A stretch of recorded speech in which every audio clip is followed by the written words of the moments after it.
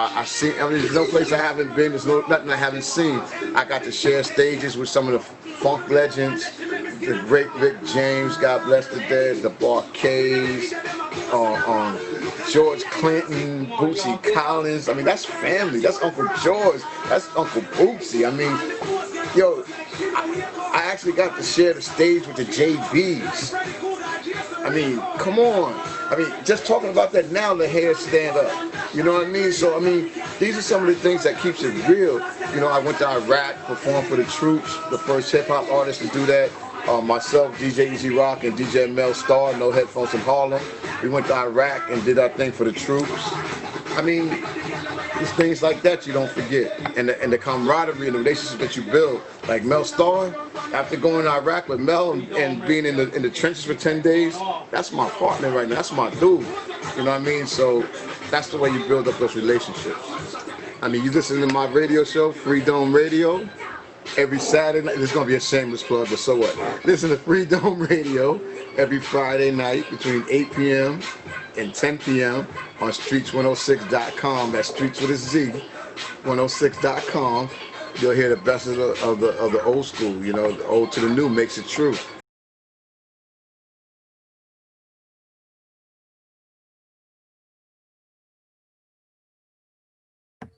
Nice. So, Fist, did you want to say a few words about Yoda and art? Yes, absolutely. You know, I'm definitely a spiritual-minded person. And so I just want to tell everybody, for me, this came as a shock.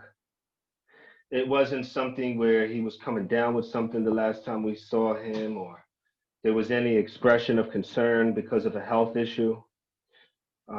So in that way, to wake up in the morning and find he had passed came as a big shock to me and my children, because my children often attend these types of activities with us. But I wanted to share something that for me is special about the last time we were together. Maybe like a little side note in the story. After the meeting at the People's Church, we were all outside taking pictures. And me and Yoda have been in discussions lately about the future direction of the Zulu Nation. And I was preparing a letter that I was drafting to him, in essence, a revisioning letter. I went up on the hill recently in Vision Quest, and that was one of the main things I was praying about, was how do we as a group of people, as a nation, reinvigorate the original vision and purpose of the community, the people that include hip-hoppers and so many more communities around the planet. And so I approached him before we parted to share with him some thoughts as I was preparing my letter. And I remember, and I'll always remember a few of the comments in that exchange that happened. It went kind of like this. As we were talking, he mentioned how, you know, we always got to do what we got to do for the people. And right as he was saying that, I also noticed that he had some concerns. And I commented to him, "You a beautiful man, you a beautiful brother. You know, always keep your head up. We're going to get this done." And that was one of the last things I said to him, a word of encouragement from a brother to a brother, you know. And right then, where we were at around 110th Street, there's a lot of people around looking for help, you know. And this brother walked up to us and said, "Hey guys, can you help me out with $4 or $5? You know, I want to get a fish sandwich." Now, without a second thought, without grilling him, without questioning his intentions, me and Yoda both started reaching in our pockets. And he said, "It's only $4, guys. I just need $4. And so Yoda pulled out his money. Guess what he had? He only had $2. So I said, "Don't worry, brother. I'm going to put the rest." And so I walked to the store with the guy, and I put $2 up, and Yoda put $2 up, and we helped get this guy a meal. You know, and how that all went down, the last thing we did together was to serve the people, and that small act of kindness. You know, the last thing we did was be concerned for the future of our people, our community, and sharing our thoughts and words of encouragement. That's the last time I saw him in this earth, and that's the last things we spoke of. And for me, those are moments I will always cherish. And I thank you for letting me share this with you. Beautiful. Thank you so much. Now we're gonna move to another aspect of the tribute. This is a song from Spirit and a video from Spirit for Lord Yoda X. So I'll share that with y'all.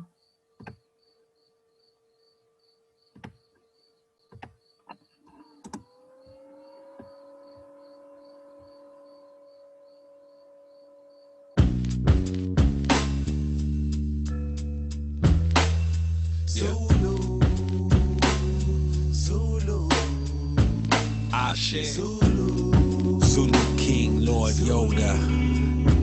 Ibaye, Ibaye.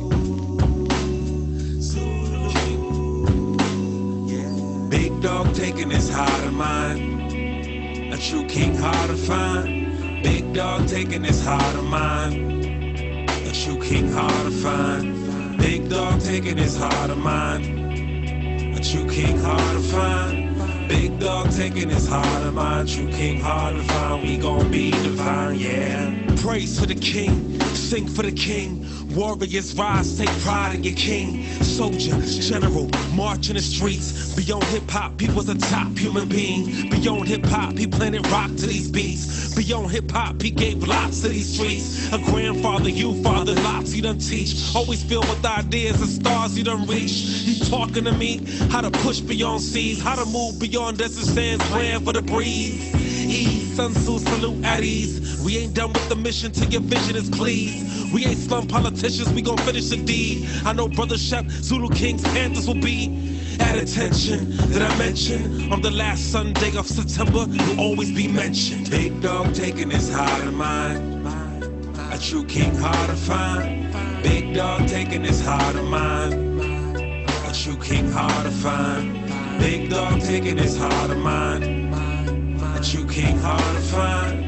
Big dog taking his heart of mine. True king hard to find. We gon' be divine, yeah. Never cry, fuck it, yeah, we cry. I was down inside, then I will my pride. Put that work aside, put it back in mine. Now I'm ready to ride with you by my side. We can make it live, keep creating, survive. Ain't no faking a job, put that bacon aside. I won't take it as try. Fashion pigs will die, light a candle will lie. Release fire inside, yeah.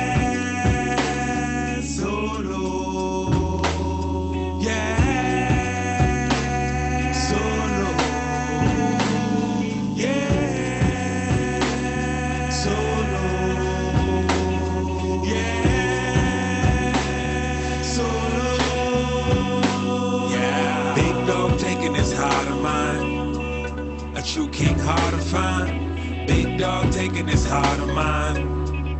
A true king hard to find. Big dog taking his heart of mine. A true king hard to find. Big dog taking his heart of mine. True king hard to find. We gon' be divine, yeah. Big dog taking his heart of mine. A true king hard to find.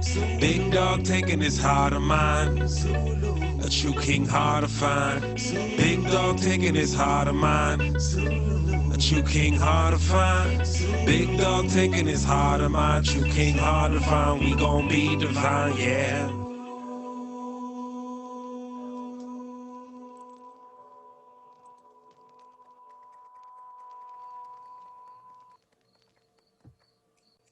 Yeah, thank you, Spirit.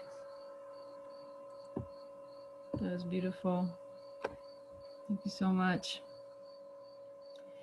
So we honor those that came before us. We honor those that are with the ancestors. And we also, of course, that reminds us that we really need to make sure that we honor those who are walking with us, especially those who have been on this path since before we came onto it, and who have who are still at it and are teaching us and showing us exactly give roses while they're here.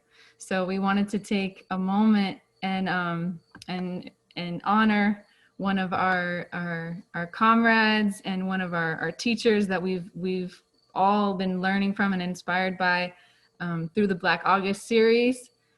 We have Dilcia Pagan, who we're honoring today. I want to first start with a video. I'll share a video that I feel like really captures her in a beautiful way. And then we have a little, some sharing from the leadership about Dilcia. So let me share this with y'all.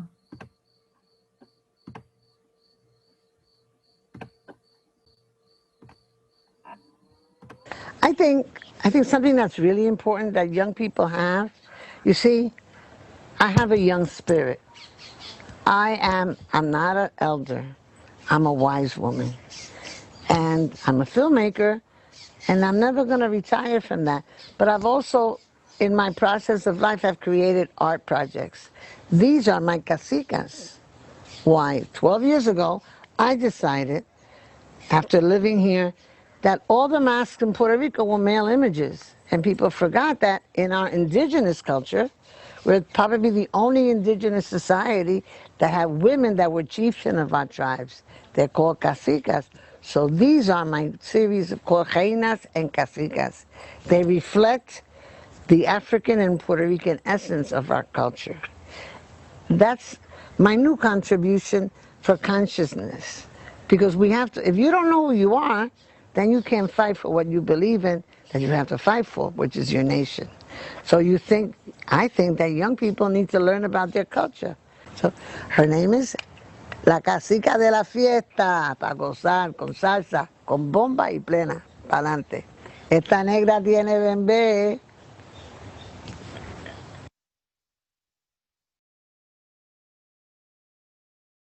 Beautiful. So now I want to invite Amara from the Leadership Council to share and continue in our honoring of Dilcia. Hi, everyone. Can you hear me well? Cool. So I'm going to start with one of her poems. It's called, Have You Seen the New Puerto Rican Woman? Have you seen the new Puerto Rican woman? She walks with the stride of her Borinquen ancestry as a Taína Cacica. She bears the child which will reap the benefits of our new society. She knows where she is headed. Her commitment is to her people. She speaks with dignity and defiance, for she knows that her principles are correct and reflect the oppression of her homeland and her people. She stands with fervor, with gun in hand, beside her compañeros, for she is prepared to meet whatever consequence arrives. The signal is given, she responds fearlessly, for she is certain that victory will prevail. She is captured by the enemy, but she does not despair, for she knows that her actions have been heard and her people will respond. The struggle continues until death. And then next, I'm going to read a letter, a council statement honoring Dilcia. The Maroon Party for Liberation and the Maroon Liberation Schools are happy to honor you, Dilcia Pagan, for your lifelong contribution to our lineage of liberation and revolution. When you attended our Black August series as a special guest, you created the feeling of inviting us into your home, your family. You fully embodied our foundational tenet of revolutionary matriarchy with your welcome and familial spirit. Your fierce love for your people and steadfast devotion to revolution are beacons of light, guiding us on our path to continuing this vital liberatory work. We are honored to know you deeper and now call you our Tia de la Revolución. Listen, blame my family for not teaching Spanish, guys. We cannot thank you enough for your dedication, discipline, humor, and entertainment for freedom that you've given. You've also embodied our precious tenet of art equivalent to politics in such a natural, organic, and zen way. Your smile, your stories, your laughter, and your freedom-fighting spirit will reign on with us. We hold you dear to our council and look forward to further involving you in our formation. Chango y todos los orishas te bendiga y maferefun chango siempre. I did my best. From the radiance of your being, the fire of your heart, the militancy in your eyes, to the strength in your voice, you inspire us in so many ways. Your call of daily commitment to the struggle, to teach our youth that their art are tools for learning, to bring our political prisoners home, and to create a conspiracy of revolutionary consciousness is the beat of the drum to the drum of our souls and guides our path. We are so blessed to know you and learn from you. We thank you, we love you, and we honor you. Woo! Thank you. Yes. Thank you. Thank you. So Spirit, do you want to, we're also going to, as a token of our honoring of Dilcia, Spirit has something to you have it to show, you want me to show the pictures? Yeah, you can show the pictures. They're probably better. Okay, tell us about I made some two things for her. She's a child of Chango, and she's also a child of Yemaya and Oya. So in Santeria or Yoruba, it's practiced heavily throughout the Caribbeans, throughout any Afro-Latino or just throughout the world, really. It's really practiced, comes from Nigeria. And the red symbolizes Chango, he's fire. If you saw her or know her, she is very fiery. And the blue symbolizes Yemaya, which is a deity, a goddess who is more calm with the sea, but can be pretty rafty. And Oya, the wood in between, represents that. She represents the wind, and she's also the goddess over the people who are no longer living, you know. So interesting enough, usually you have a male and a female, man or woman, or gender-wise as far as a mother, father, but she has two mothers and one father. So I think that's pretty dope and unique. And the other one is a liberation flag color representation for her, and the little mask kind of represents her casicas that she does. So I figured she can have at least one rolling with her on her neck because the other's a little too big. So that was our honoring. We're going to mail it out to her this week, and she's excited to be a part of our vibration, and she sends her love to all of you. Thank you. Beautiful. Thank you so much. Thank you, Amara and Spirit and Leadership, and Dilcia. Thank you so much. So, Barrow, you ready? Everybody ready to roll? We're going to get started with our presentation, Maroon presentation. So excited to hear from you how you've been creatively processing and rendering the making or remaking of yourself as a revolutionary, as a Maroon, what's been pivotal for you. And it's so beautiful that we can have the space to share that and celebrate each other, celebrate how we've grown, how we're growing, and moving into the next evolution of our revolutionary existence. So, yeah, we'll kick it off, keeping in with the idea of family, the concept of family. We'll invite Amara and Maisha to, they have a spoken word thing to present. So welcome them, everybody. I'm back. So I just like intro or make sure my aunt's still here somewhere? I have too many screens. You there, Aunt? I'm here. Okay, cool beans. So this, as you all know, we have spoken about it many times. My grandparents were young lords, and so I was raised as a radical thinker. However, this season of educating myself is dedicated to them because I was never forced to do any kind of structured learning and of like the points and these different things. And this season, that was one thing that was so important to me. Reading it, going through it, breaking it down, really identifying, like just breaking it down. That was big for me because I felt like, oh, I'm doing something that's connecting me to them, and this is an honor of them. And I felt some sort of way because I'm like, you know, why didn't I get this more structured way of learning and get taught these things specifically? And then as I went on, I realized, kids, man, yes, get a snack. So I realized this whole time I've been taught all these points just in different ways, right? So what I'm going to do is I'm going to read the points, and then my aunt is going to read it in their words, right? The ways that I was taught, and I didn't realize I was being taught the points my whole life. So we'll start with number one. We want self-determination for Puerto Ricans' liberation of the island and inside of the United States. We are not American. We are Puerto Rican. We don't pledge the flag. We honor the Puerto Rican flag. We want self-determination for all Latinos. The fucking pigs need to get out of Central, South, and Central and South American, as well as Caribbean nations. We want liberation of all third world people. There are no third world people, just people. We are revolutionary nationalists and oppose racism. Puerto Rico must be free at any and all costs. Puerto Rico libre hasta la muerte. We want equality for women, down with machismo and male chauvinism. Fuck that. We can do anything a man can do and better. Free the boobies. We want community control of our institutions and land. We have to be self-sufficient and take care of ourselves and our own community. We want true education of our Creole culture and Spanish language. We have to know and teach our own history, not rely on the school systems to do so. Learning starts at home. We oppose capitalists and alliances with traitors. We need a socialist government. They also taught us about Mao Zedong and keep your friends close, but your enemies closer. So go Google Mao Zedong. We oppose the American military. Get the fuck out of Vieques. We want freedom for all political prisoners. Their asses need to be locked up, not us. Free them all.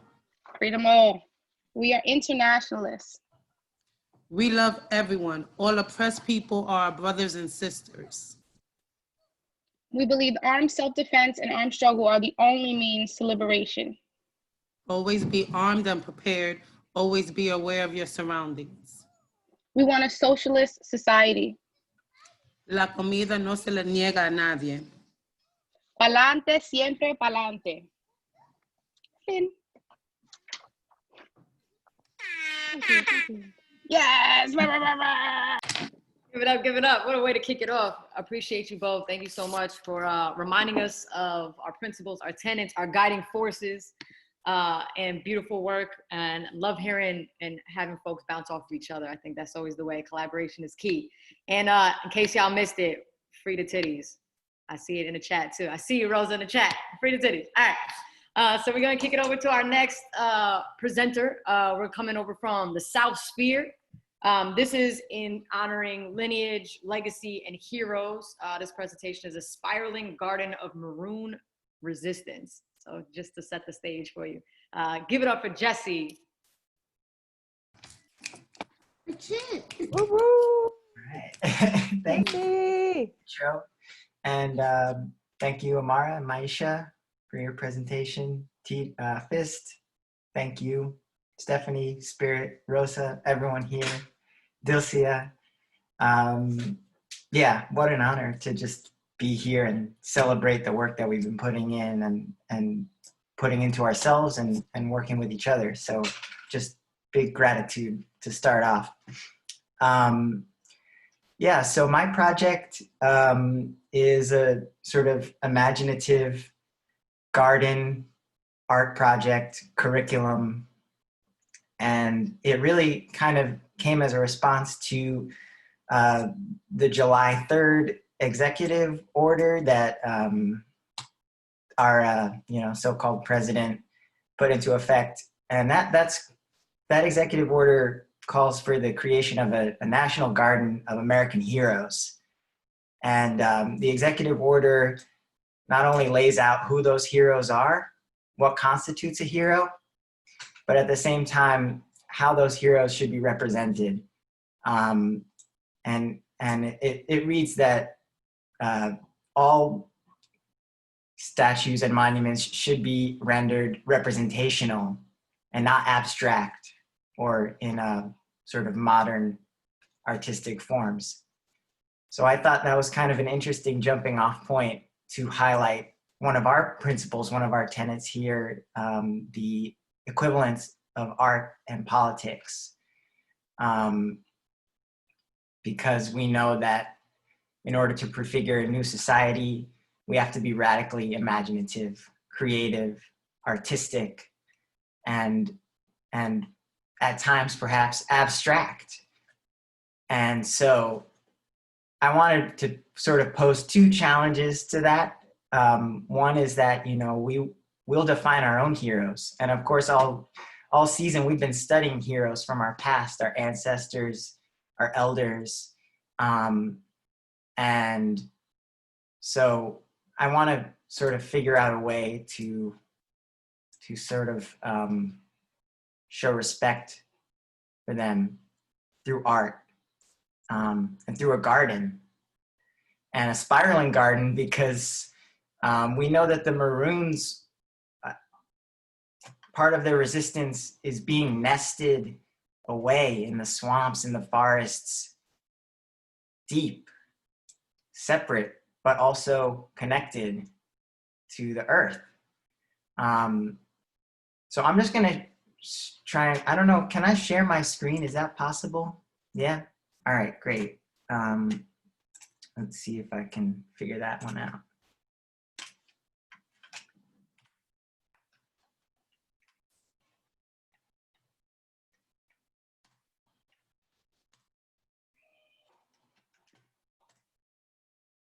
All right, so the art maybe leaves something to be desired here, but just a few episodes here.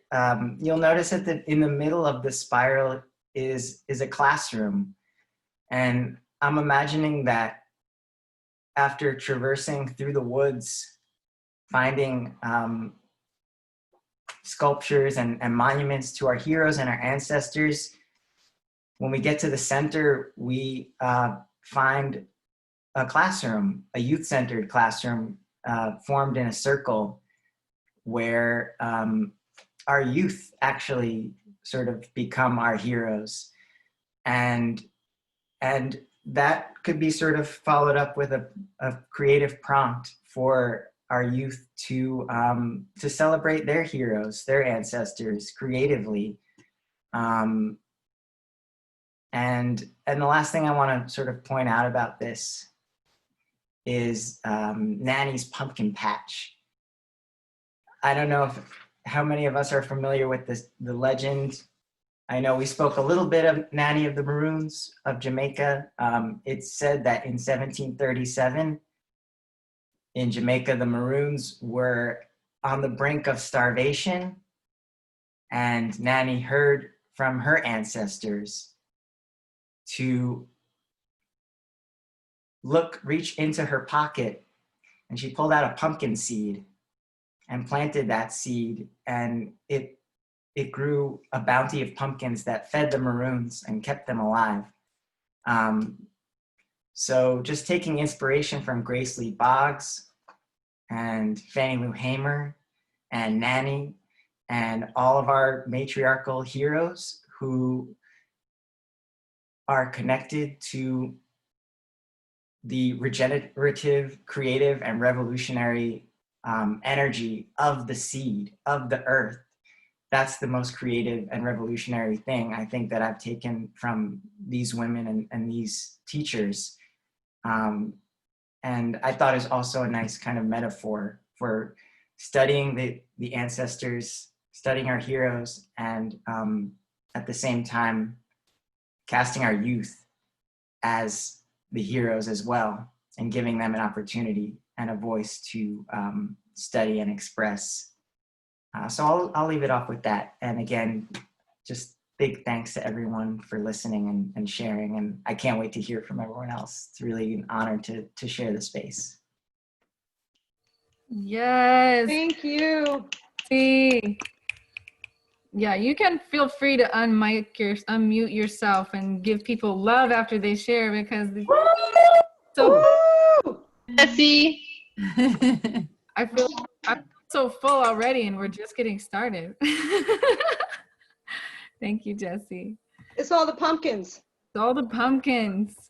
So we're gonna keep it moving next to looking at this sort of line of like transforming ourselves and also future generations, and ask Marcella to come through. Marcella is from the Ed Unit of Cinco, and she's actually going to be presenting a ritual for us. I'll just read the statement that she sent that was describing what she's offering. She says, "I feel us living through the great shifting of the ages. where false power is calling our true power into being. It is time to pull through the threads of liberation woven by our ancestors so we can meet this moment with everything we have have it in us to be. The Maroon Liberation School has offered me life-changing distinctions around solidarity and identity that has forever changed the fabric of my being, and a way to better serve the next generation. So I'm going to be putting these blurbs. We may read the blurbs as we go, we may not, but I'm going to be putting them in the chat because what people are writing about what they're doing is so beautiful, and I think it's, you know, posterity, right? So Marcella, please. Thank you. I just have to say, I am so nervous. I feel like I'm gonna die. And it feels really good to just be able to show up and speak and honor everything that I've learned, even though it feels really, really hard right now. And I just want to start by acknowledging my ancestors. And I felt like it kind of came through as performance art more than ritual. And that's just how it rolls with me sometimes. I can't always plan.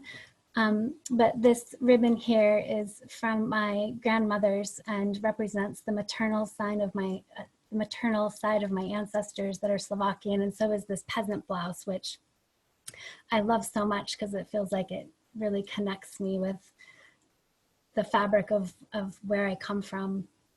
And this symbol honors the paternal side of my ancestry, and it's the Awen symbol that comes from Ireland, and it's the symbol of inspiration.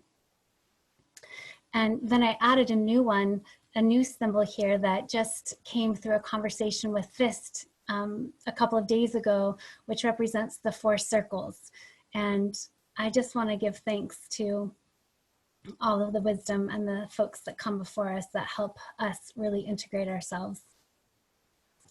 And while everyone has been sharing, I've just started making a braid, and the braid for me is really representing all the different threads of not just my own being, but my ancestors and the future ancestors, and holding myself responsible for being a bridge between these ages and between this time where we have so much accessible to us on the planet. And what we do with that will determine the future. And so I just want to acknowledge all of the elders and what they've offered to our circle,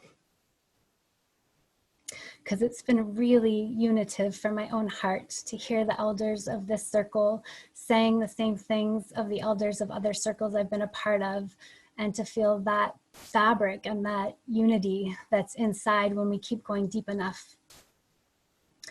And I'm gonna read a little something that came to me this morning that felt important.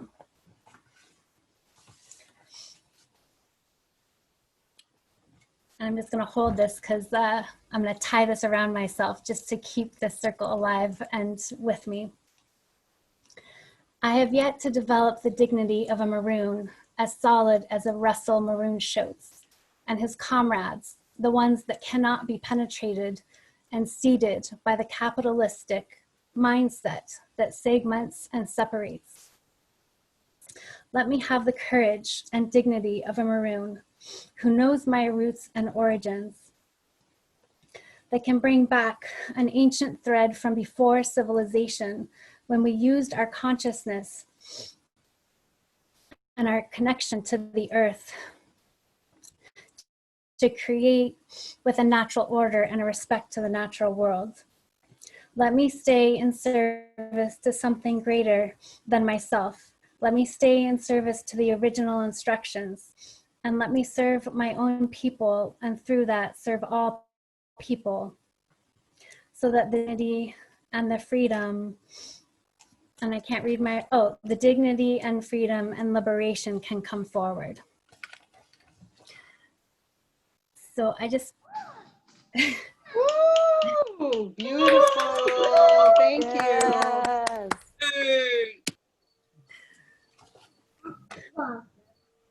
And I just want to share that going forward, I feel like integration is so important. and that we've been given so much, that more is not always what we need. Sometimes we need to take what we've been given so we can integrate it with who we are and keep letting that go deeper into the root so that we can sustain ourselves, sustain our actions, and have it become something of our own and something true to our own nature. So I'm excited about that. And I'm excited about this whole piece of working clandestinely. So in terms of strategy, I'm really down with that part. And I look forward to the next version of Maroon Liberation School. So thank you so much. And I'm really glad that I'm done. Thank you so much, Marcella. Appreciate you. And I'm passing the mic. I learned that one too. Phenomenal, getting us back in touch with our roots, but also reminding us of what's important and how to sift through a lot of the stuff that we're getting. I know the less is more is really what's coming up for me, so I really do appreciate that. And we're gonna keep that going. We got our next presentation coming to us from the South Sphere again. This time it's gonna be by way of Kate. Kate is a writer, songwriter, performer. And she's going to be sharing some of her experiences reflecting on the migraines intertwining with Black August and wondering, is white supremacy just one giant migraine, which I think we could all pretty much relate to there. So here we have the expressions of healing and liberation. Please give it up for Kate. Hello. Yay. I'm going to do a quick sound check. So just let me know, can you hear this?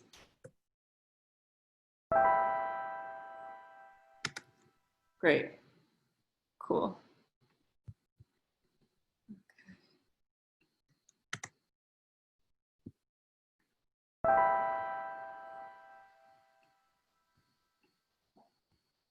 I just need 1 second to fix one little thing here.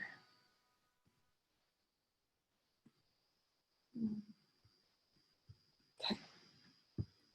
All right, here we go.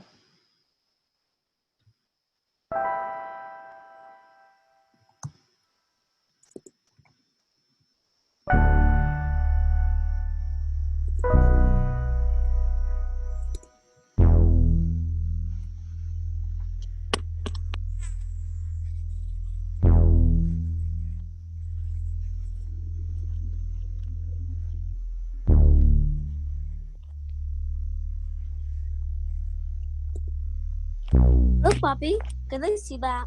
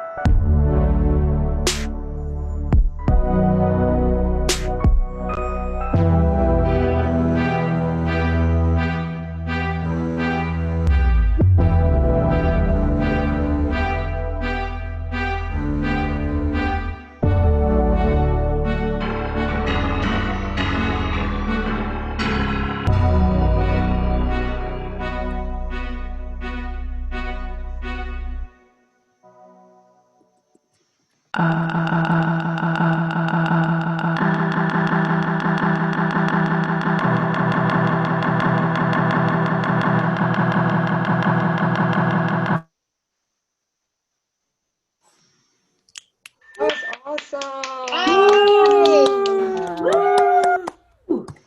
Thank you, Kate. Wow. Thank you. Mm, that was so powerful, Kate. Thank you so much. And such a like visceral expression, the way it was, the way we were reading and watching you type, and all amazing. And yeah, so emblematic of how our healing and our liberation are tied. Thank you so much. So we're going to keep it moving. We're going to go back to the original roots of the Maroon lineage. Ask my comrade, my partner Fist to join us. He sent some prep materials. I hope everybody got a chance to check out some of those awesome videos he sent, and so I'll pass it to you, Fist. Bring us the Taino medicine. Awesome. Thank you so much, everybody. I'm so happy to be able to watch all of these different creations come through. A couple of weeks ago when they asked me to do this, I just was, surprised, happy, and looking forward to this. So this is really awesome. Thank you so much, everybody.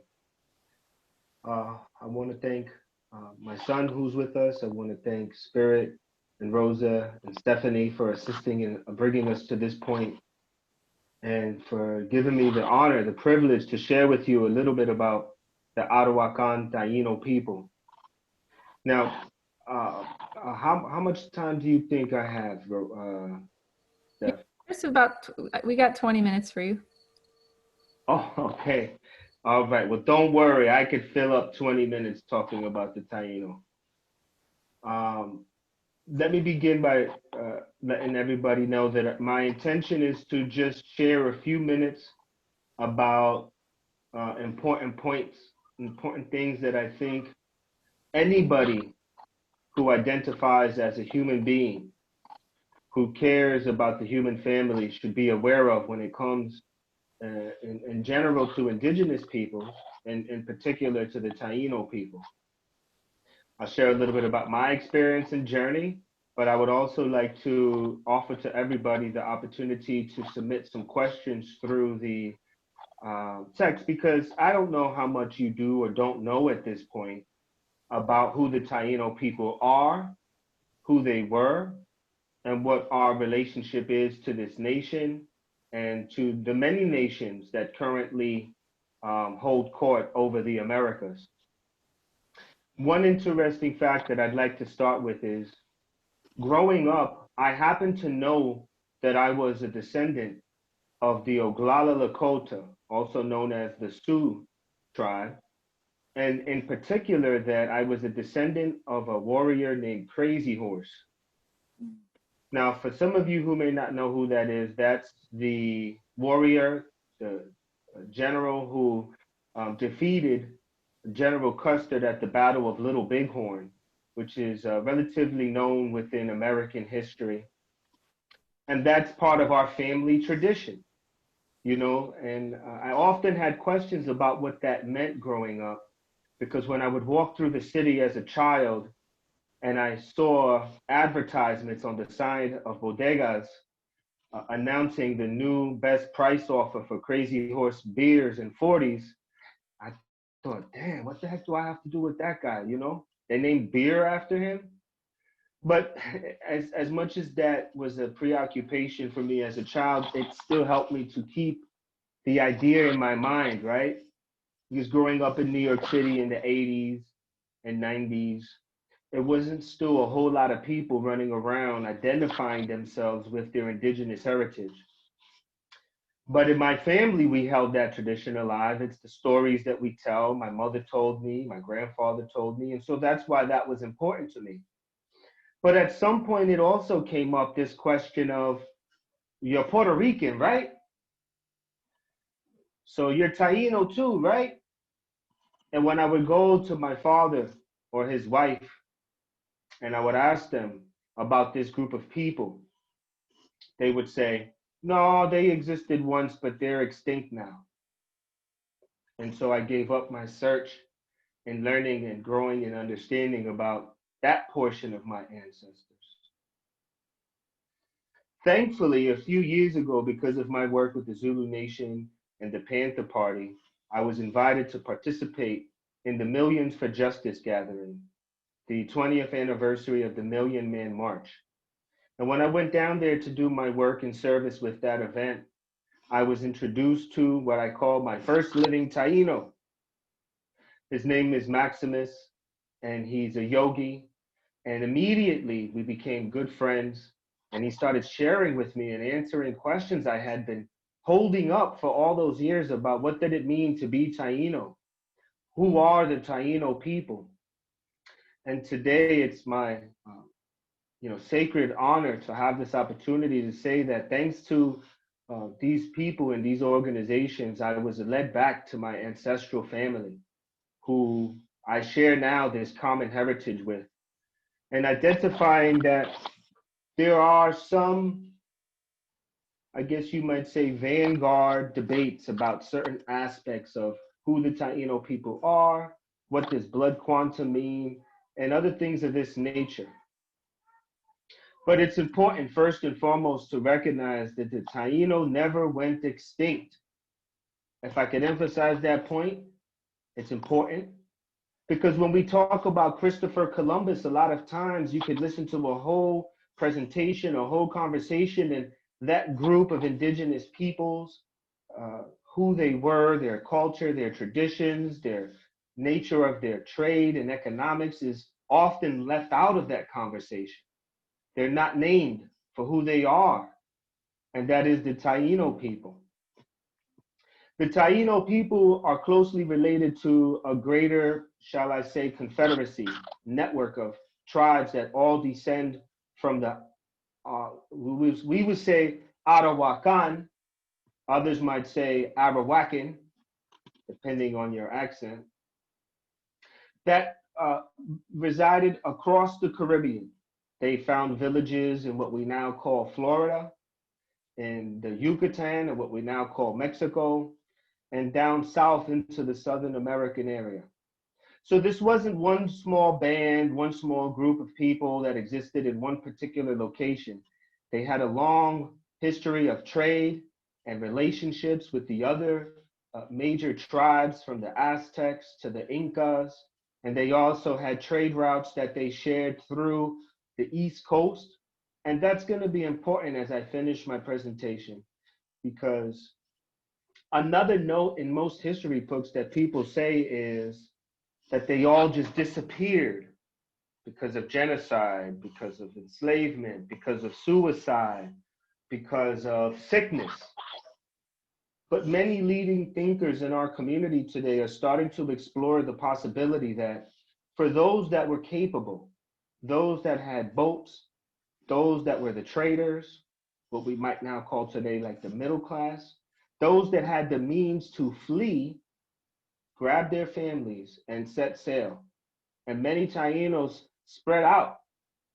First reporters, almost like that guy, what's his name? Oh, Paul Revere, taking the message of their experience and encounter to the other tribes in a way to help prepare them so that future generations wouldn't be taken off guard in such a way by these new invaders.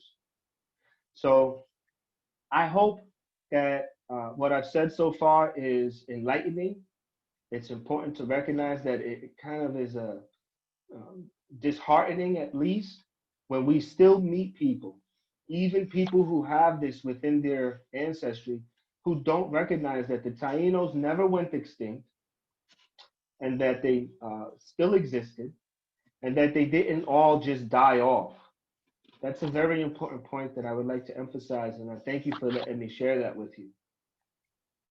Now, I'm not going to take too much more time on this part of the presentation because I'm hoping that you were able to watch at least a couple of the videos. And what I said was, you know, keep those video links for one day you're on a train, you're on a boat, you're on a bus, and the question comes to your heart, what should I do? And maybe you go back and watch more of them. They'll give you more details and insights. But I want to now connect it to who this school, the Maroons, the concept of Maroonage is identifying with, is that amongst the initial Tainos, there were warriors, there were chiefs, there were people that immediately recognized that they couldn't just stand by and allow their people to suffer. They began to fight back. Some ultimately had to retreat into mountainous areas, areas that were deeper into the interior of the islands. And we know this is historically true for the tribes in what is known today as Dominican Republic, Haiti, Jamaica, Puerto Rico. And so recently I had the opportunity to do a research project into this, and I discovered that if we recognize that this initial encounter was in the year 1492, a well-known year, then from the onset of colonial imperialism, the native inhabitants didn't just bow down. There was an initial attempt to offer peace, looking to see if these new people would be trade partners, as so many others that had come to their shores did become. But when they realized that this group of people had a type of inhumanity in their way, and were going to hurt them, plans started, ceremonies started to attempt to discern what to do. And by the year 1511, the first known rebellion occurred in which a Spaniard was captured and drowned in an attempt to disprove the notion that they were somehow superhumans or gods. And so for the initial inhabitants, some who did die of sickness, some who were enslaved, some who we believe fled, there remained a standing force, a standing army of people that sought to destruct, conduct counterintelligence and discerning how to best defeat these invaders. And that work in the Americas began almost immediately. And so I submit to you that the relationship between natives, the Taino, their warriors, and the African slaves or the African peoples who came to be enslaved, and those who were able to break free and escape also, following what I believe is a common theme, was retreated, as what was mentioned earlier, into the mountains. And who did they encounter there? Who embraced them and taught them the ways with the natural environment? I believe it was the Tainos. And when we look back through the history from Haiti being the first independent Black nation conducting these types of military struggles and guerrilla tactics, leading to the formation of the first Black independent nation. In the work of the Jamaican Maroons who would travel to Haiti from Duddy Bootstrap and others carrying a message saying, we must rebel, we must fight back, and we must defeat these people. And he showed them these colors. And he said, this is for our Black people, you know, who have been treated unjustly. You know, this is for the green, for the people of the land. And we must do this for the original inhabitants who were the Taino. So that honoring and that relationship may not often be highlighted in a lot of the educational materials and the discourses historically. But I think it's important to note that to this day, brothers like me, Spirit, so many of you on this call, so many out there have continued an ongoing struggle for over 500 years against the mistreatment of our people, of colonialism. And so today we have to keep that fire going in these groups amongst each other. As the sister Dilcia said, you know, in our culture, women and men are both able to be leaders. We don't seek to oppress anybody, but nurture that relationship with the land and with each other in a good way.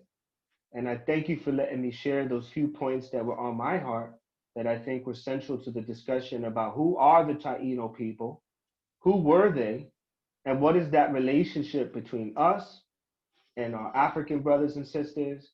And let me just make a final point. There were many people from Europe who came, who were also a very oppressed group of people, who often would seek to join those fleeing the conditions. And so, in essence, to say it simply, there has been now for many, many generations, noble African brothers and sisters, honorable European brothers and sisters, and wonderful indigenous or red brothers and sisters working together to uphold what is correct and right for humanity. And I thank you for letting me share those thoughts with you. How much time do we have left? About 6 minutes.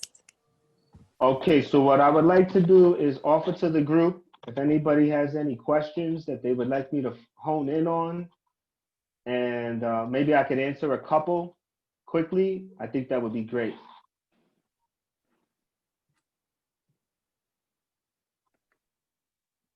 You're all welcome. It's my honor and privilege. Thank you, thank you. I have a tough question for you, Fist. Sure. I teach a lot of students that are Puerto Rican, Dominican, Cuban, Jamaican, you know, all in the same area. What would you say could be like an entry point for them to best connect with this? You know, I mean, as a white person, it took a really long time for me to connect with Native American, you know, like, anyway, what's the best connection point you found for 8th graders, middle school students to connect with roots that they may or may not have been taught to embrace? Well, it reminds me of what my mother taught me that reshaped my whole concept. She said, you are Native, you are African, and you are also white. You're not one or the other. You're all three. And you have the privilege, the honor to remember all your ancestors from wherever they come in the world. And so for every person that is Jamaican, Cuban, Puerto Rican, Haitian, we have an opportunity to invite them, to cultivate within them a love of who they are by recognizing the people who had to live so that they could be.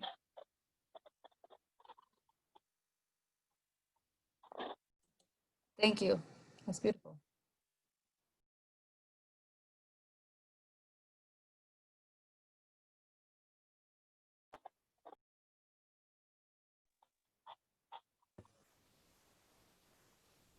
Okay, let's see, any questions pop up in the text here? question. I'm curious, when you are teaching about your culture with your children, how much you talk about it versus showing and doing. Well, for my children, they're 9 and 11 years old. And, having the inspiration to do a revolutionary home education curriculum meant that family history was a part of the conversation. But sitting down and watch, having them read a book or anything, too intense might cause them to shy away. So going out and participating in ceremonies became an interactive experience where they were able to encounter other children and see the interactions and the behaviors of the adults and the way the men treat the women and the way the women treat the men, and get their own analysis, and however that goes inside of their heart and mind, that this is a safe place. This is a good place. I like this. And when we sing together as a big circle, when we go into the ceremony together, and my children gradually get nurtured into this experience, now it came to the point where, like today, they're willing to sing with me. It didn't happen all at one shot, They're willing to go into a sweat lodge knowing how hot and uncomfortable they might get. Because for them, it's something that I believe speaks to something within them that I don't have any authority over as a parent. It's their own individual concept of who they are. And so everybody here, I think at some point in their life may have been invited to an event or a ceremony or, an interactive experience where it's not just a screen and a lecture about who these people were, but it's about being with the people, being with this living and developing community, and knowing that that's who they are. They're welcome to that.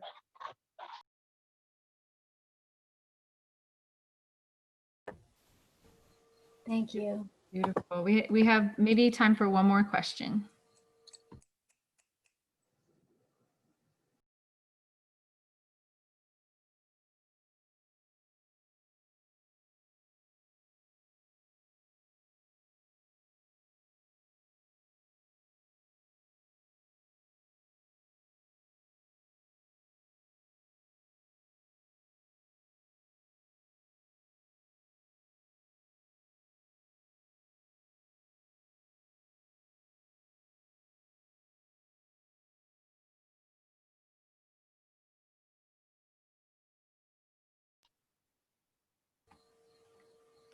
All right.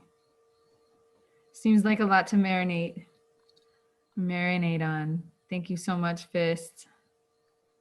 Fist.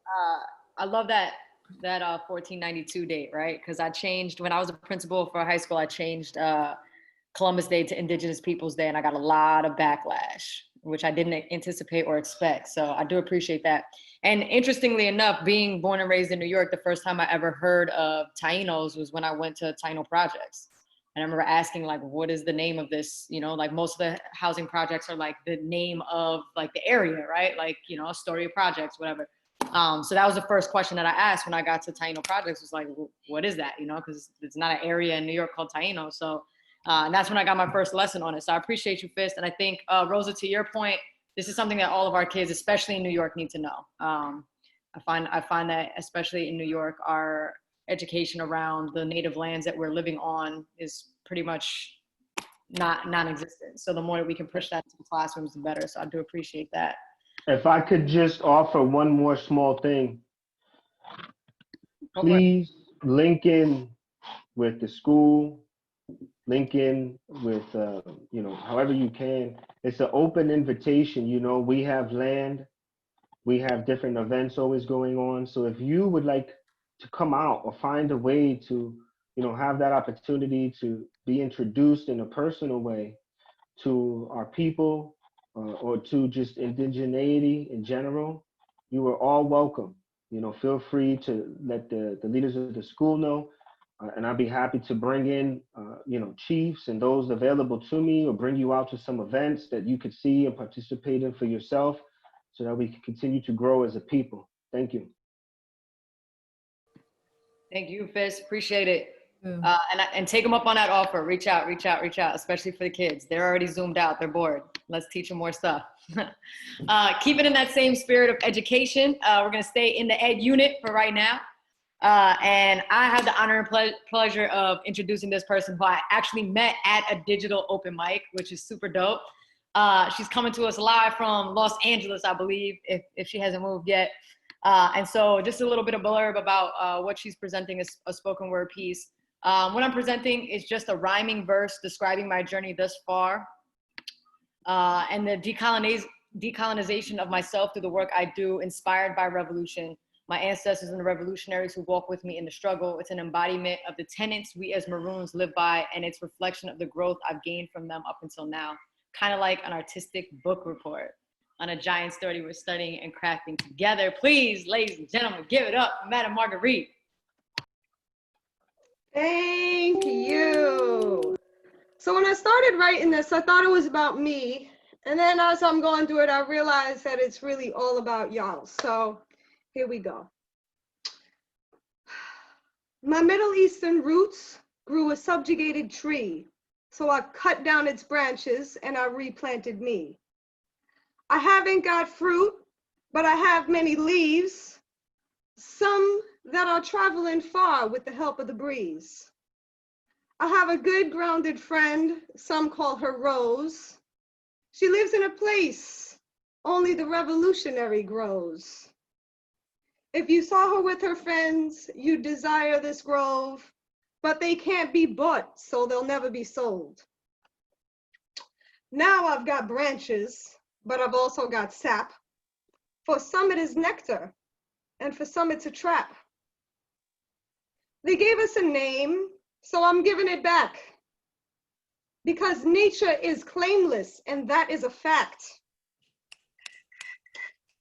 It's okay, I don't have seeds that are dropping, because I'm friends with the bees, and they'll carry my pollen. With such busy friends, problems will solve them. We make 100 generations a day, so we're always evolving. There was no raising me. I'm my very own daughter. I see others like me, surrounded by weeds, a marauder. You can't keep me thirsty with your imaginary border. I'm friends with the moon, and she's controlling the water. My friends are not green or gray, they're mostly maroon. It doesn't matter the season or the time of day because they're always in bloom. Together, we created a space where we all have some room, and we'll say grown together because it'll get cold again soon. Now I've got my own roots. I'm not a subjugated tree. So to all of my friends, thank you for liberating me. Woo! Yeah, man. Yes. Woo-hoo. Yeah. Thank you. Madame in the building. Beautiful. Thank you so much for that. I love how the subject changed from it being about you to being about all of us, and because truly this is a communal collective process that we're going through. And each of these expressions, I know, like watching the chat, like, oh, that hit me. Oh, yes, yes, yes. Like we're all moving through this process together. So thank you for that, Madame. That's beautiful. And thank y'all for the space and opportunity. I appreciate it, and you're welcome. Sweet. So before we move to our next presentation, I want to actually call another ancestor of this formation, honor another hero, another root of this particular Maroon Liberation Party and the School for Maroon Liberation. I'll play a video of Spirit Sensei Fred Ho, and with the just note that sadly the video like stops, but I did find like the end of his sentence, so we'll watch it until he stops, and then I'll fill in the rest of this beautiful passage.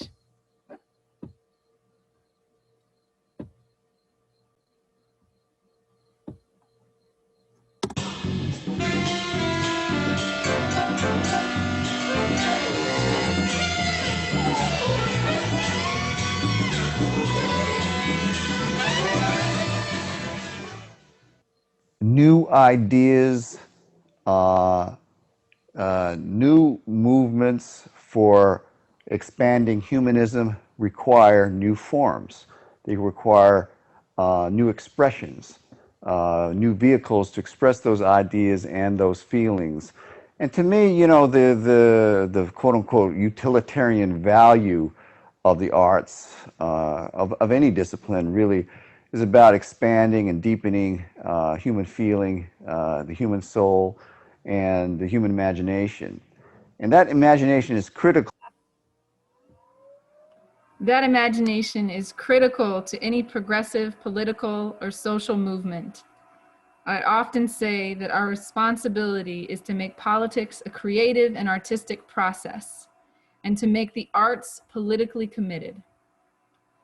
So I've never seen a separation between the role of experimentation and the vanguard role of politics. All those things are inextricably interrelated and mutually necessary. So that is Fred Ho.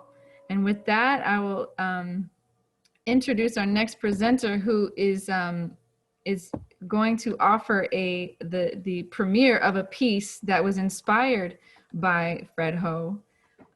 This is we're carrying the lineage forward. So we're gonna call Brad from South Pier, Cinco. And I'll just read what he submitted to describe this presentation. I'd like to share for the first time a small part of a big piece that I wrote in August for bassoon. It is a direct response to the inspiration I feel from studying the music and writing of Fred Ho, a result of my time in the Liberation School. Specifically, a response to this piece. I'm dropping the link in the chat. Boom. So this piece is a revolutionary approach to bassoon, part of my attempt to decolonize my practice and get away from all those things we've been focusing on in the South Sphere: perfectionism, reverence for Western tonal traditions, and so on. It incorporates bird songs and videos as played on bassoon, and also carries, I hope, an environmental message. So take it away, Brad.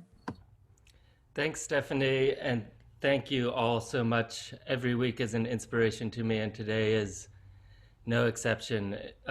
Incredibly inspirational. Of all the many, many new heroes that I've found through the past couple months, I think I'm as excited about Fred Ho as any of them. And to see somebody that connects their art with their worldview and beliefs in such a clear and strong way is amazing. And that they play a low wind instrument like me is just icing on the cake. As soon as I saw him playing the Barry sax, I was like, this is my guy. And the video that inspired me is a play on a folk song, a fisherman song from the South China Sea. And I love the way he took some kind of set thing like a folk song and then took it in totally new directions. I'm really trying to get away from all of the bullshit we're taught in conservatories about what's right, what's wrong to do when we play. And I feel like learning about Fred Ho has been incredibly freeing to me. So this piece is based on songs of the Brown Thrasher, which is kind of a folk song of New York in a way, in that the Brown Thrashers have been here long before people were, and hopefully will be long after as well, if we don't kill them all off. So I am grateful for the opportunity to share what Fred Ho has inspired. It's about a 3-minute piece, and I'll kick it off now.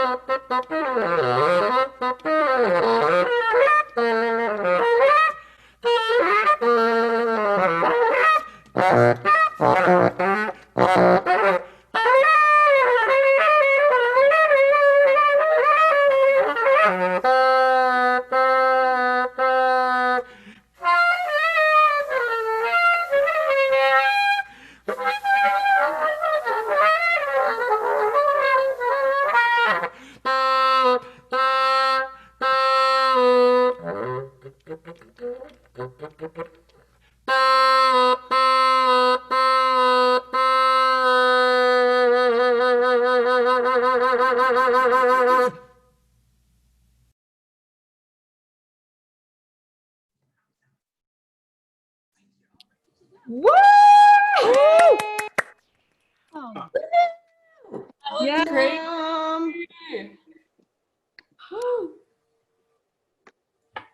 Wow. Thanks for letting me share that. Thanks Marcella also for saying you're nervous, because I perform music a lot, but it's different when it's personal. You know, you get nervous about it. So thank you for this safe space to share this stuff. I really appreciate it. Amazing, Brad. Thank you so much. Thanks, Brad. Super dope video. And if you're looking in the chat box, everybody really was enjoying the birds that made their appearances every now and again. I see you, Rhea. I see you so well in the background there. All right, so the South Sphere and the Ed Sphere are really they're really bringing it today. So I want to introduce this next person that is super incredible. One of the main reasons why I want to have kids is just so that she can teach them. She is a phenomenal educator, super dope, really organized. If you ever need any materials or resources, this is the person to ask. Her topic today is art as liberation. And so we're gonna be focusing here on a little mini lesson. So thinking about getting our teaching hats on here. And this is a little blurb. So many of our Maroon guests spoke about the importance of the arts in education.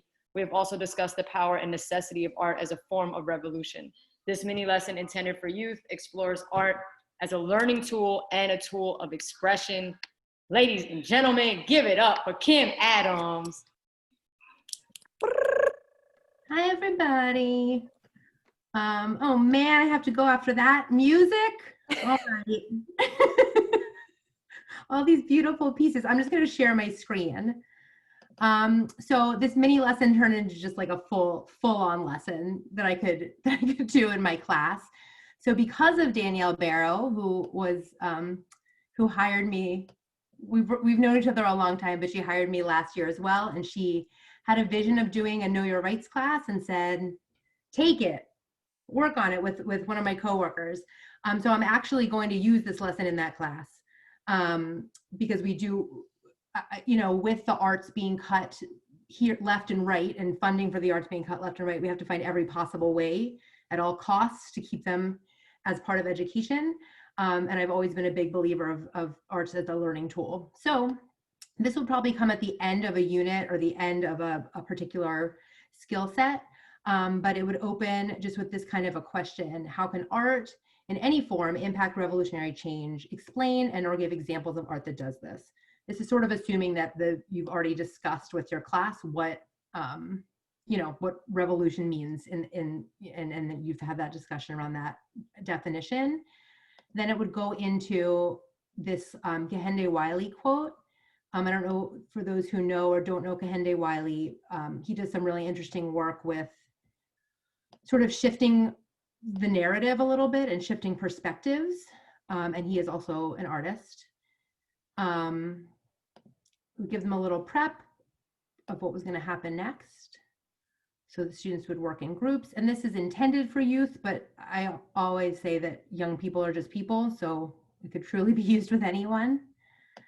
And here's where we start getting into kind of the meat of it. So this is one example of a piece by Kehinde Wiley, and he plays a lot with sort of like traditional, you know, traditional like gendered things, right? Like the floral kind of delicate backgrounds being more feminine traditionally, but and sort of what maybe regal or elegant means, and what is powerful.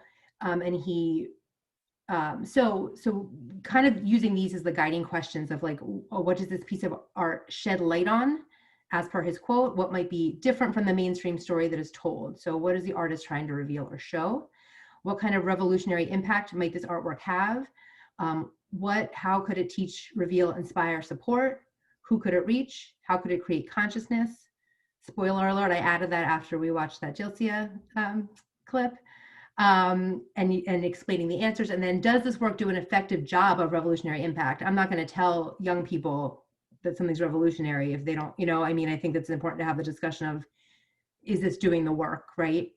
Yeah, so then they would get in the group assignments, and here are just some of the pieces that I sort of chose from different genres of art, from different areas. I don't usually use the clean versions of things in my classroom, but we are living in this like digital world right now. You don't know who else is in the space. It could be really young kids. It could be, you know, in the home. I want to just respect the home space. So I would definitely talk to parents and caregivers in that case. But those same questions they would work on in these sort of smaller groups. And of course, this list could be sort of ever changing and reflective of the people in the space and what they are connected to and interested in. And then after sort of a share out of that, the sort of culminating question would be explaining one way creating art is a revolutionary act. But what this would lead to is these possible extension opportunities. So I will use it as a culminating project for one of my units in Know Your Rights, possibly rights with police or immigrants' rights, where they would create artwork in response to that. It could be related to an English text, if there are like revolutionary themes in the text. It could be sort of a protest art project to counter a colonized lens in a history class, or that's the lens that's usually taught. Or a cultural consciousness art project as a way to sort of build classroom community and share their cultural identities, you know? So I sort of rushed through it. If it was truly a mini lesson, it would have been a lot more interactive, but I was like, no, it's just a full lesson. So I'm happy to answer any questions, and I'm happy to share it and also take any like feedback or suggestions on some very cool revolutionary artwork, because the larger repertoire, the better. So that's it. Amazing. A revolution contained in a mini lesson. Too much. There's something on my mouth. Wow, Kim. Everybody. That was so great. And I love, yeah, there's so many things I love about that. I'll do it. I'm still like soaking it up. I'm like, there's so much to digest and chew on there. And I'm kind of like a little like happy that I have the link that you shared with me that I can go back and look at it. I don't know if you feel good sharing that with the crew. Yay, cool. So everyone can dig into that lesson, and wow, it's such beautiful work you're doing, and thank you so much. So next up, we actually, as continuing this sort of art as liberation, we're gonna call up Leah from the International School. She's gonna be presenting a painting that she did, and also a photo with some text. And she says this photo has some eco-justice content and is inspired by the ideological knowledge of the Maroon School and also by a friend of hers. The painting is about internal visions, art as liberation, and direction for the future. So I'm gonna actually share. You still want a little soundtrack, Leah, with your presentation? What did you say about the soundtrack? I can play a little music for you. Yeah, of course. Thank you. Mm-hmm.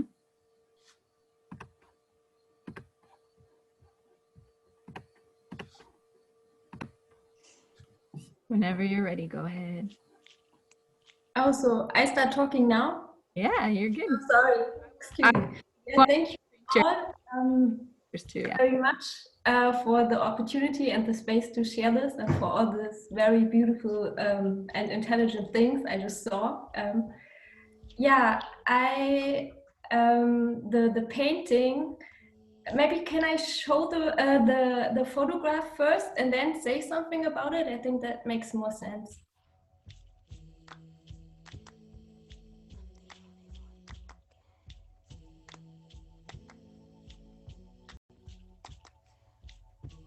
Yeah, this is the painting, but I would like to speak about the photograph first. Oh, yeah. This is actually a picture of the forest where my parents are living, very close to the house, and a very beautiful forest. And during the past 2 years, the forest started dying. Maybe you can see from the picture, like the trees, many of them, they just died. And when we were reading one of the essays from Fred Ho, I felt like there was so much violence in it, like explaining what white supremacy really is. And I felt like I wanted to express that, and at the same time I felt it was very hard for me because usually I just paint abstract, and it's more like to calm myself down in some way.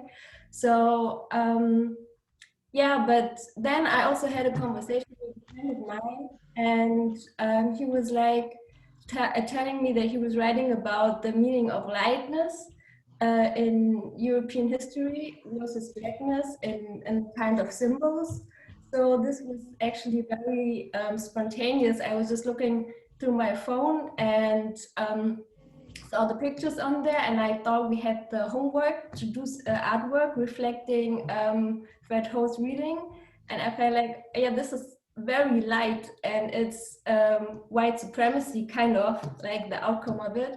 So I don't know if you can all read it, but it says white supremacy. I was also thinking about maybe not having my handwriting on it and having it like more, I don't know the word, like more mechanical. But then I also felt like, well, but this is really my handwriting, because this is how we live and this is what it does to the earth. And of course there should be like many other images, and I'm also feel a little sorry for the trees, because like I go, maybe that sounds weird, but I go in the forest and I still feel connected with them. So that's not all white supremacy, but it is what it does, because usually these trees will be green. So this is this picture, and now you can play the music and show the other painting I did.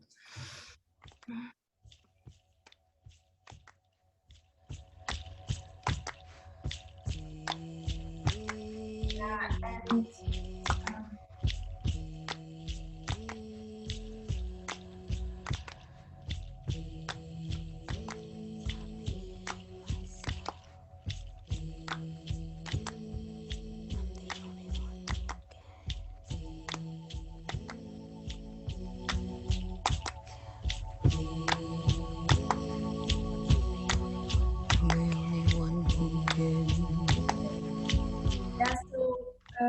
this picture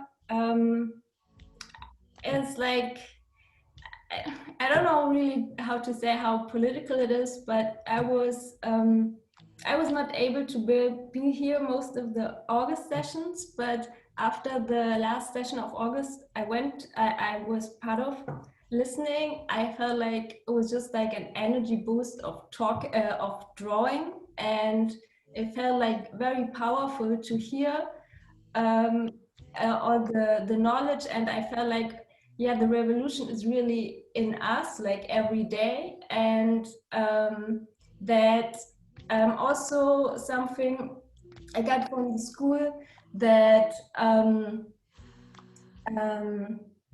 that we have to really know where we're going, because when we have like the revolution there and we don't know what to do with the freedom, kind of, then it was not really worth it in some way. So that really reminded me to really appreciate all the freedom I get and I can have, like, and take, because sometimes it's like at the beginning of the school I felt like it's so much and I'm too small, and to be part of the community really showed me, first of all, there are many people doing amazing work, and many people who have really done so much, like, and it's possible, and also to fight for that freedom every day by everything you do, and to think about the things you do. So, but I'm talking too much. Thank you all.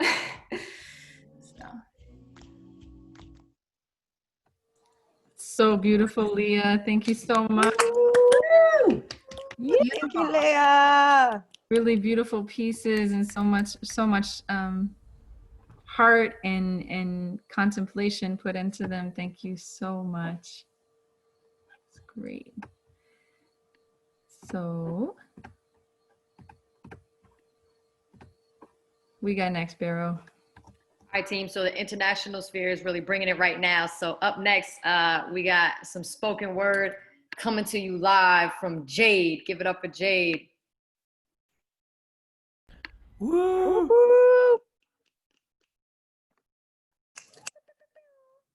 Jade, is it okay if we continue? We've been recording the sessions. Okay, we continue recording your piece. Oh, we can't hear you.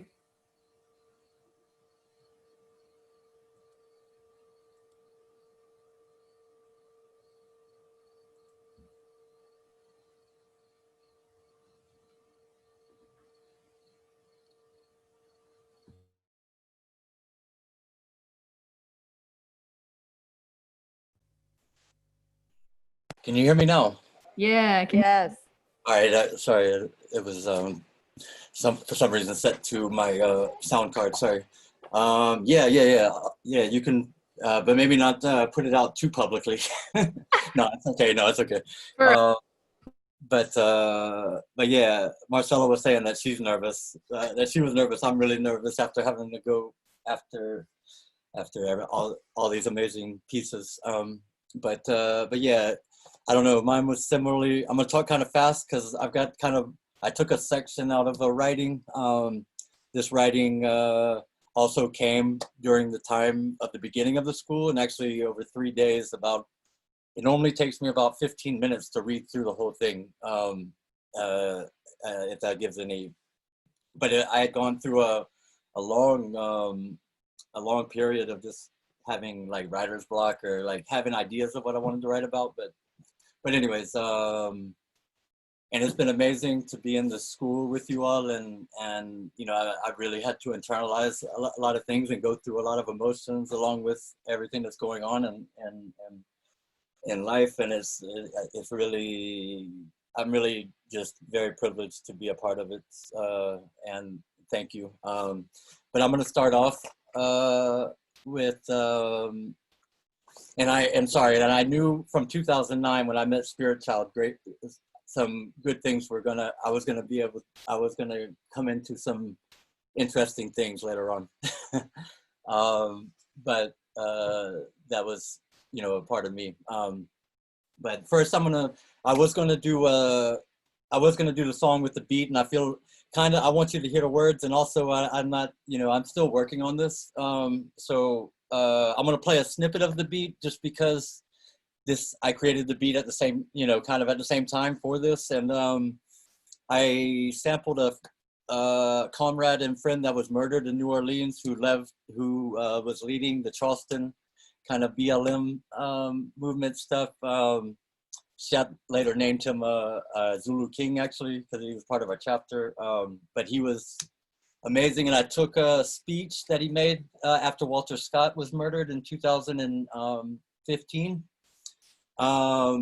at the beginning, and I'll play a little snippet of that. And then I have a beat with that was basically sampled from a jam session that we were doing just with live instruments, and then added a prayer, a Baha'i prayer that I still use today to do any kind of ceremony. So I'll start off with that, and then I'll do the poem. Because I'm gonna need you to stop me because I didn't really get a chance to. All right, so yeah. So now I just gotta play the song. Hold on. Yeah. So, okay. Let me know if you guys can hear this.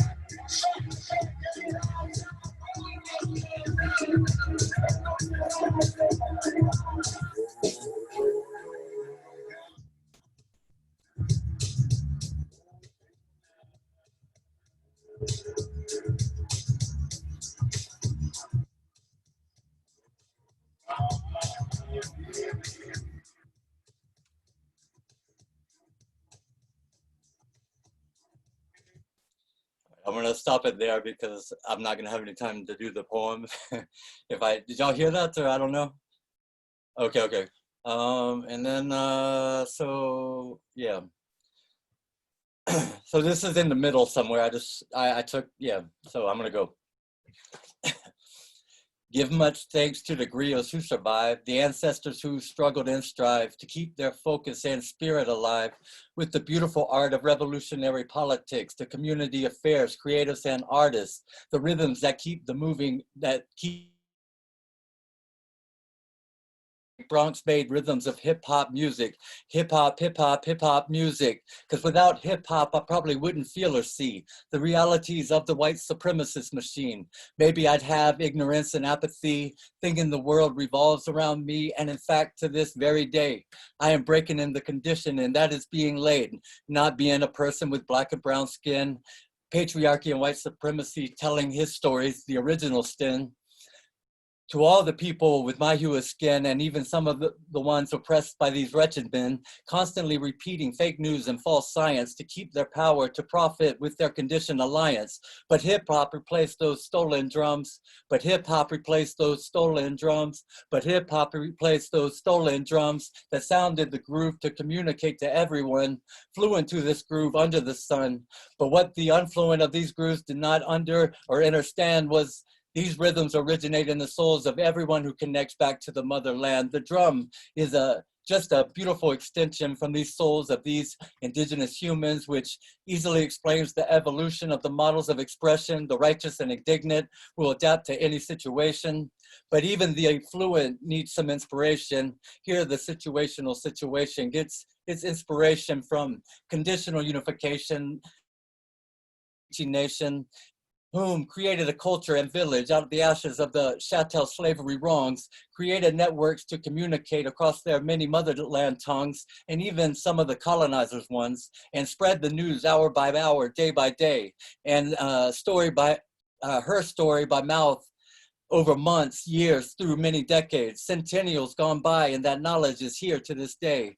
That knowledge is deep in the rhythms of the voices in the spiritual hymns, rhythms with blues and jazz with many hues. Our oppressors are our muse, from which the griots prose the revolution news, to funk from the trunk that grooving movement vibes would emit, sonic vibrations that drum the rhythms of the current battle cry of the hip hop movement. This is now the lead rhythm of our movements. That's why the corrupt and greedy are trying to abuse it, bastardize it with a movement paralyzing infusion like Elvis, the sideshow Bob, who stole many African songs, to downward elevator, depressingly sad Kenny G jazz come. So expose that cesspool ideology nonsense. Replace my textbooks with a crystal clear lens into black lives to white men who didn't matter, and understanding that black lives in all matter, but by no means did I come out unscathed by these conditions, living on and with stolen resources that included a world of unearned privileges, continued the unconscionable rape, murder, and pillage, the patriarchal's ideals, the original sin, his stories conditioning and elevating man. I'm disgusted I was part of this. Yeah. Stop. This flow is just getting, is spiraling deeper into like revolutionary beauty right now, and it's so wonderful. But I have to, I hate to stop you, but come back. Can I say one short thing? That's not that's just 2 sentences. Okay.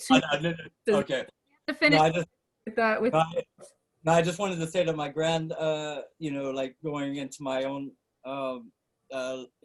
my own ancestry or whatever, like part of like what I'm writing about in here is going back to that too. And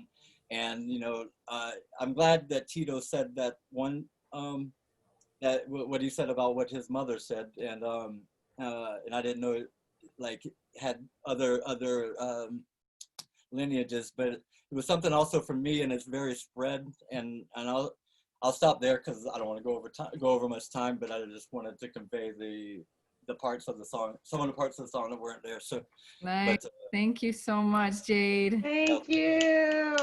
Save this. I gotta remember. Someone remind me to thank you all, because all the love was just flowing in. Thank you so much, Jade. All right, y'all. 2 minutes, and we saved the leadership for last because they were like, "Let everyone go." So, and we are going to do assessments afterwards. So if you want to hang out after, it's 6:58. I want to call in the Queen, Doreen from the International School. She has a poem song that she'd like to share. Doreen, AKA Purple Red, will be sharing creative prayer that reflects the outer blessings and inner lessons of the Maroon Liberation School, that the Maroon Liberation School has fueled. So give it up for Doreen. Thank you all. This is so revolutionary, nurturing, revitalizing, and all of that. So we'll get right into it. There's a couple of languages there, but I think you'll catch the flow. Here we go. Tant d'histoires et de vies érasées, la terre occupée, contrôlée, tant d'obstacles à la liberté. Où est l'humaine dans l'humanité? Mes ancêtres empilés et piqués, moi étant de leur ligne privilégiée. Nés dans la patriarchie, le capitalisme indoctriné, où est l'humaine dans l'humanité? Het universum verzamelt haar kameraden, de meest veerkrachtige voor op de barricades. De draak geslacht door een hydra-myriade, revolutionaire wijsheid plant haar zaden. Dankbaar dat ik aan jullie zijde sta, levend, creërend, evoluerend in ons arsenaal. Regenbooggewijs gezonden, vanuit de ziel verbonden. Maroon erend verbonden, vanuit de vrijheid gezonden. We're coming together as we study on, study on, study on. We can rejoice as we organize, organize, organize.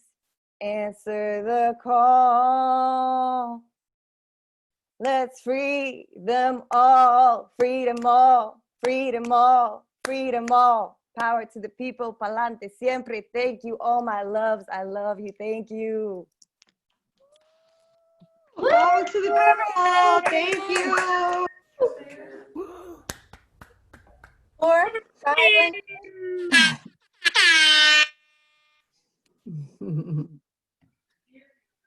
All right, squad. So we are about at that time of the night where we are getting into our final act.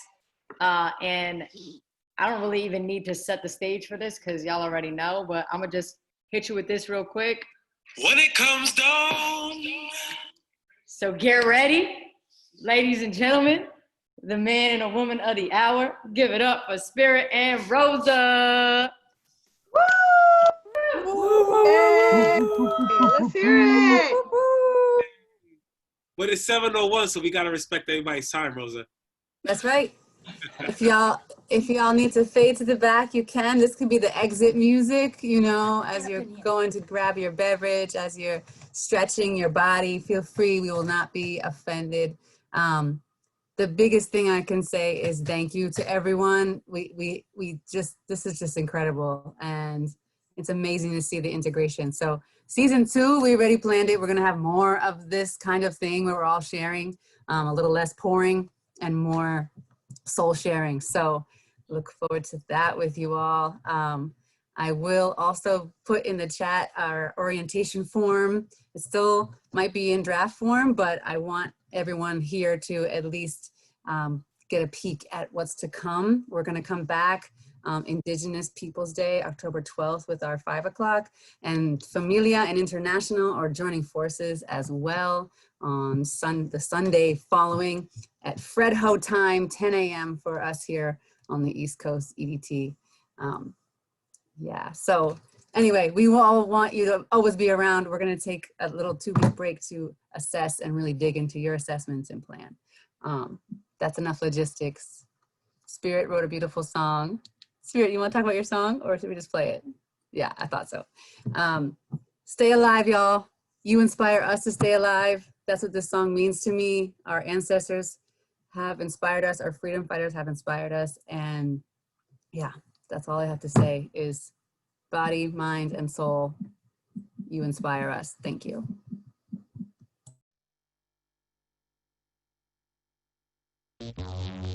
Oh, hey, oh, hey. Oh, le, le, le, le. Oh, yeah, yeah, yeah. Ay, ay, ay, ay, ay. Oh, le, le, le, le. Oh, yeah, yeah, yeah. Oh, le, le, le, le. Oh, le, le, le, le. You can't realize you were meant to die. What you sacrifice.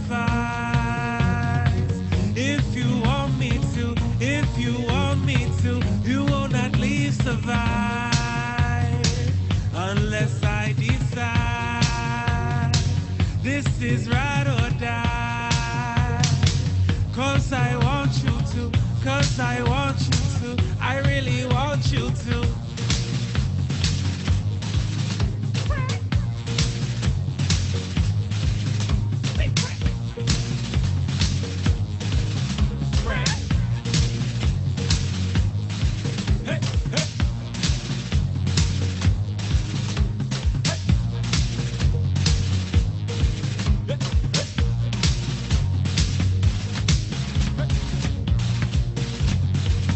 You must realize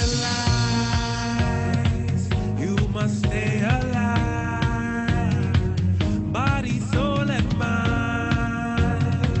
'Cause I want you to, 'cause I want you to. You must leave your pride. Let her call beside.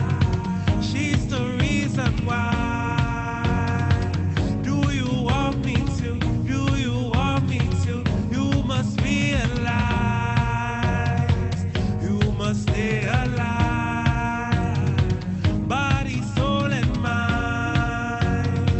I really want you to, I just want you to, I really need you to.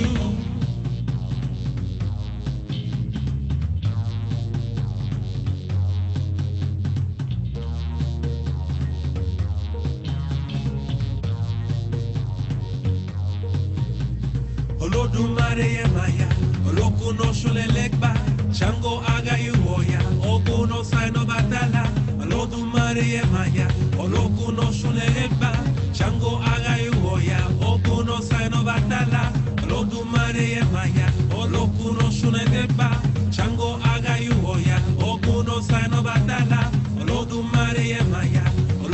shune lekba, chango aga yuoya, oku no saino batala. You were meant to die, what you sacrifice. If I want you to, if I want you to, you will not leave survive. Unless I decide, this is right or die. Cause I want you to, I really want you to. You must realize, you must stay alive. Body, soul, and mind. Cause I want you to, just I want you to, I really want you. Midnight sun, heartbeats to the beat drum. All essential, I sacrifice none. With a pencil, I write the kingdoms. Instrumental, bless all her queendoms. Freedom from prison, that's freedom. We need some, you see them. Indecent exposure, peace, and on all their presents. Who really the one was the last time? Be considered a critical, reading the last signs. I pity the physical, thinking that it's the past signs. I'm feeling the criminal acquiescence of past lines. Boxes and borders, I was born for her daughters. Patriarchy, I'm here to slaughter anybody who's anybody in body water. Anybody who's anybody, the earth torture. Anybody who's anybody, this world torture.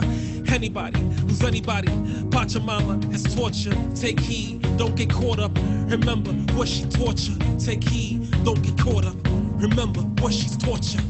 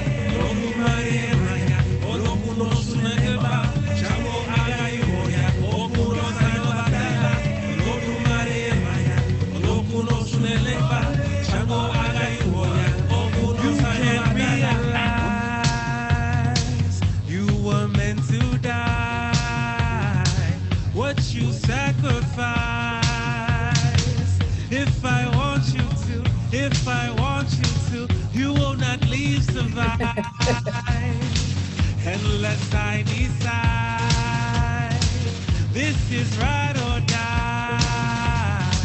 Cause I want you to, I really want you to. You must realize, you must stay alive. Body, soul, and mind. Cause I want you to, just I want you to, I really want you to.